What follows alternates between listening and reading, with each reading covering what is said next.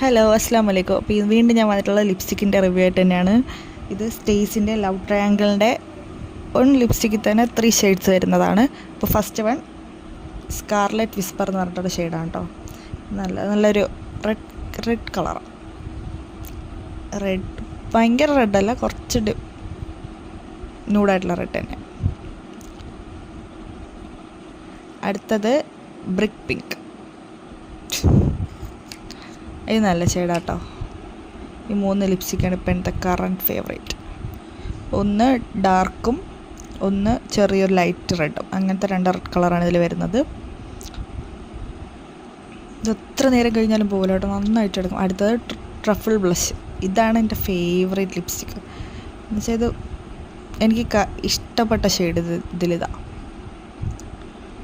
ഒരുപാട് നേരം നിൽക്കും, ഫുഡ് കഴിച്ചാലൊന്നും പോകത്തില്ല. സൂപ്പറാട്ടോ.